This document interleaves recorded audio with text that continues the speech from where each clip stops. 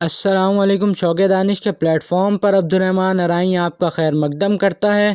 آج میں موجود ہوں کراچی آرٹس کونسل میں، جہاں پر 13ویں عالمی اردو کانفرنس کا انعقاد کیا گیا ہے، جو کہ جاری رہے گی 3 دسمبر بروز جمعرات سے 6 دسمبر بروز اتوار تک، جس میں شرکت کریں گے ملک بھر کے دانشور، ادیب اور شاعر۔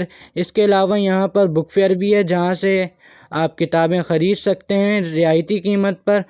ابھی افتتاحی تقریب جاری ہے، وہاں پر چلتے ہیں۔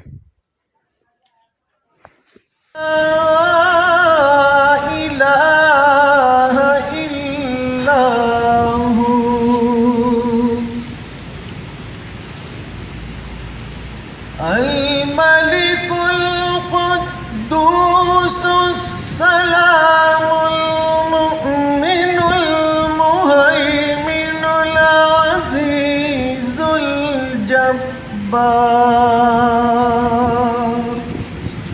یہ شاہ صاحب کا ایک اظہار ہے اس زبان سے محبت کا، علم و ادب سے محبت کا، اس شہر سے، اس ملک سے محبت کا، اس کے لوگوں سے محبت کرنے کا۔ تو جناب خطبہ استقبالیہ کے لیے میں زحمت دینا چاہوں گی arts council of Pakistan Karachi کے صدر ستارہ امتیاز جناب محمد احمد شاہ صاحب۔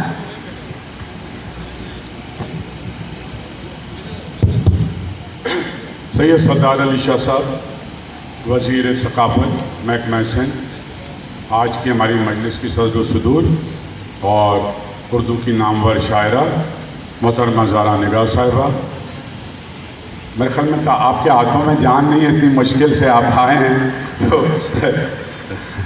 جناب معروف ماہر تعلیم اور ہمارے اردو دنیا کے نامور شاعر جناب ڈاکٹر پیرزادہ قاسم رضا صدیقی صاحبہ، اردو فکشن کا بہت بڑا نام محترمہ زاہدہ حنا صاحبہ، اردو ڈرامے میں ایک روایت قائم کرنے والی، روایتوں کو توڑتے ہوئے نئی روایتیں بنانے والی اور زندگی سے قریب ڈرامے کو لانے والی آپ سب کی محترمہ حسینہ معین صاحبہ، کسریٰ کے در و دیوان ہلاتے ہیں، اور وہ ایک بہت شاندار اردو اور بلوچی کے ادیب ہیں، 80 سے زیادہ کتابیں ہیں اور اس ملک کے لوگوں سے جڑے ہوئے ہیں۔ آپ سب کی بھرپور تالیوں میں ڈاکٹر شاہ محمد مری صاحب کو استقبال کرتے ہیں۔ ایک معروف قول ہے کہ کپڑے چاہے پرانے پہنو لیکن نئی نئی کتابیں ضرور خریدو۔ کتابوں کے بارے میں حکیم محمد سعید صاحب کہتے ہیں کہ کتابیں ہمیں نہ صرف زندگی کی سیر کرا سکتی ہیں بلکہ گزری ہوئی باتیں بھی بتاتی ہیں۔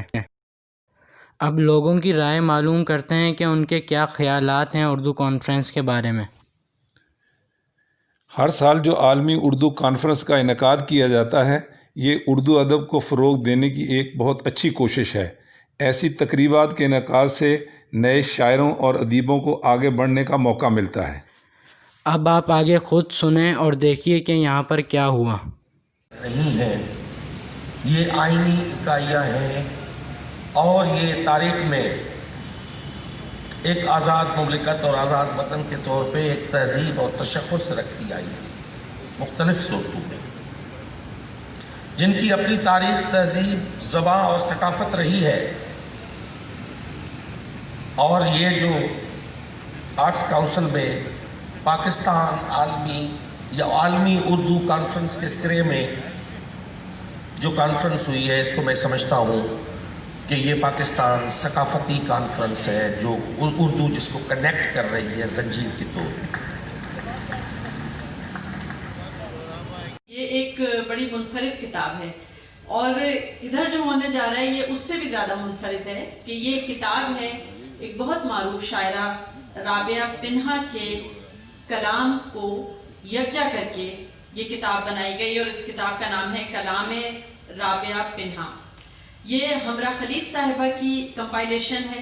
آپ سب ہمراہ خلیق کے نام سے واقف ہیں، کئی کتابیں ان کی اس سے پہلے بھی شائع ہو چکی ہیں اور داد وصول کر چکی ہیں۔ بہت معروف ادیبہ ہیں، بہت خوبصورت لکھتی ہیں، لیکن اس کتاب کی خوبصورتی یہ ہے کہ یہ کتاب انہوں نے اپنی والدہ کے کلام کو کمپائل کر کے بنائی ہے. اور اس سے زیادہ خوبصورت بات یہ ہے کہ اس کتاب پر تبصرہ کریں گے حارث خلیل صاحب جو ہمراہ خلیل صاحبہ کے فرزند ہیں. تو سوچئے کہ 3 نسلوں کا کام ہمارے سامنے آ رہا ہے اور ایک ہی کتاب سے 3 نسلوں کا تعارف ہو جائے گا. اور یہ کتاب شائع ہوئی ہے مبین مرزا صاحب کے اشاعتی ادارے سے جو معیاری کتابیں شائع کرنے میں یقیناً اپنا ایک نام رکھتا ہے. تو ہم حارث خلیل صاحب سے درخواست کریں گے جو بہت معروف شاعر بھی ہیں، نقاد بھی ہیں اور تجزیہ کار بھی ہیں، کہ وہ اس کتاب کے بارے میں اظہار خیال فرمائیں. محترم حارث خلیل. امبرین بہت بہت شکریہ آپ کا. اور میں آپ سے، یہ میرے لیے اصل میں بہت شرمندگی کا باعث ہے. یہ میری بالکل خواہش نہیں تھی کہ میں اپنی نانی کی کتاب پہ گفتگو کروں، چونکہ نہ میں اس کی تقریض کر سکتا ہوں، نہ تحسین کر سکتا ہوں، نہ تنقید کر سکتا ہوں اس پر، چونکہ وہ مناسب نہیں ہے.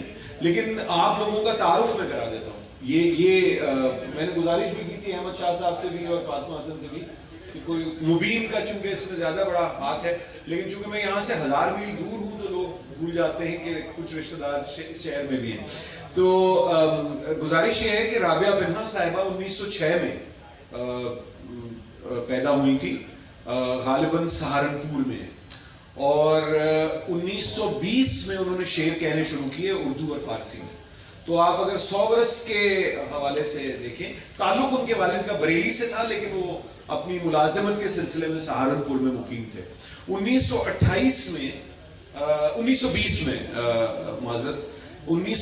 انہوں نے تقریباً تو 100 برس ہو گئے ان کے اردو اور فارسی کے کلام کو. اس کلیات میں یہ جو کلام رابعہ پنہا ہے غالباً کلیات ہی ہے، چونکہ مبین مرزا صاحب اس میں جو ساری اس کو تباہ کرنے کی اور ترتیب دینے کی، والدہ کا تو بھی تھا ان کے پاس کلام ظاہر ہے اور انہوں نے اکٹھا بھی کیا، لیکن اس کا جو صحرا ہے وہ ان کے سر بنتا ہے. اور میرے ایک ماموزاد بھائی ہیں جو رابعہ پنہا کے یعنی پوتے ہوئے اسد جمال، وہ امریکہ میں مقیم ہیں. انہوں نے اور مبین نے مل کے یہ کام کیا ہے اور والدہ نے میری مرتب کی. تو 1928 میں ان کی شادی ہوئی اور وہ امرتسر آ گئی. صوفی صغیر حسن صاحب میرے نانا تھے، ان سے ان کی شادی ہوئی اور پھر وہ امرتسر سے وہ امرتسر کے رہنے والے تھے، مگر وہ دلی میں رہے، الہ آباد میں رہے، پھر کشمیر میں رہے، اور ایک ان کا سلسلہ پھر غالباً 1972 میں ان کا انتقال ہوا کراچی میں. میں بہت چھوٹا تھا تو مجھے اس وقت بہت زیادہ ان کی یادیں نہیں ہیں، اپنے نانا سے زیادہ میری قربت رہی ہے، لیکن وہ حیات رہیں. اور اصل جو خاص بات تھی وہ یہ کہ اب آپ یہ سمجھ لیں کہ یہ لوگ بالکل فراموش کیے جا چکے ہیں، جو کہ 1920 اور 30 کی اور 40 کی دہائی میں یہ چاروں بہنیں تھیں.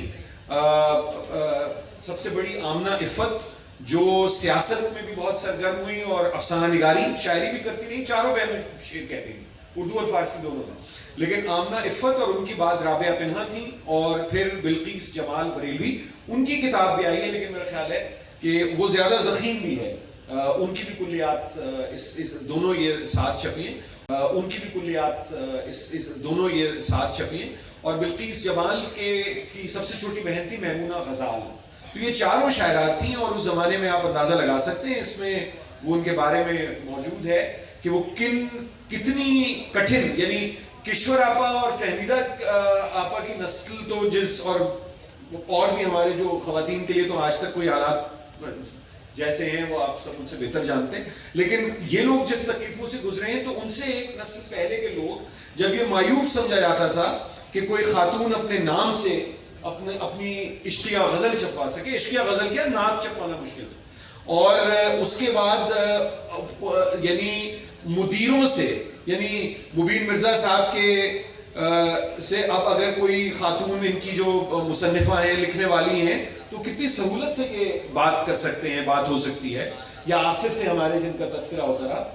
یہ ممکن نہیں تھا. آپ اگر کسی ایڈیٹر کو خط لکھ دیں تو آپ کے کردار پہ حرف آتا تھا. تو اس دوران یہ چاروں بہنیں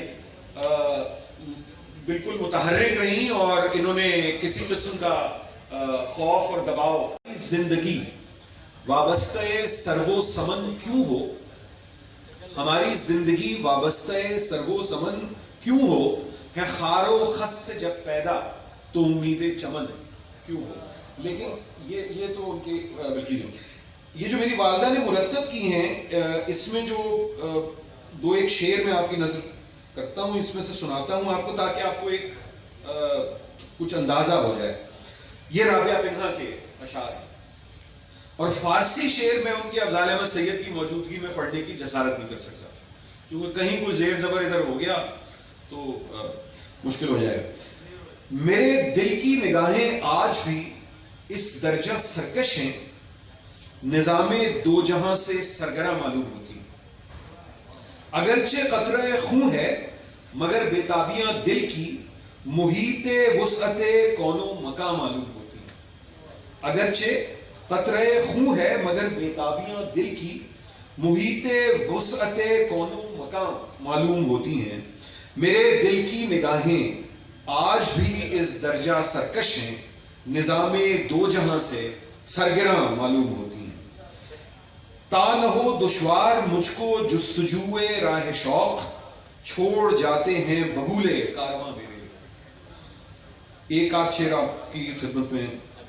حلقہ زنجیر کو سمجھی خمے زلف دراز، حلقہ زنجیر کو سمجھی خمے زلف دراز، مرحبا اے شان وحشت تیرا انداز جنون. بہت بہت شکریہ. ایک احمد شاہ وہ بھی تھا جس نے میر کا نگر اجاڑا تھا، اور ایک احمد شاہ یہ ہیں جنہوں نے میر کا نگر آباد کیا. مغلوں نے ہندوستان کو 3 تحفے دیے: اردو زبان، دیوان غالب اور تاج محل. اردو از دی موسٹ رومانٹک لینگویج. معاملہ ہماری شاعری کا جو ہے تو غزل کے طریقے سے پڑھی جاتی ہے، سنائی جاتی ہے، وہ اس سے ہم آشنا ہے، مسئلہ ہے، مسئلہ ہے.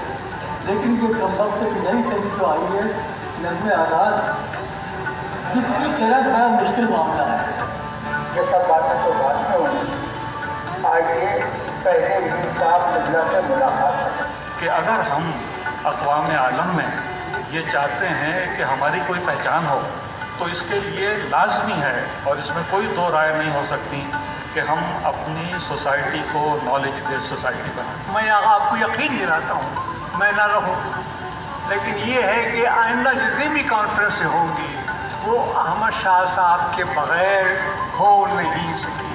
ان کے بارے میں باتیں کرتا ہوں تو میری بہت سچائی ہے، میں بہت غور رہا ہوں. آپ اس کا تجزیہ کرنا، یہ سب بڑے کام ہیں اور یہ کام شروع ہو گئے ہیں. آپ دیکھ کر خوش ہوں گے.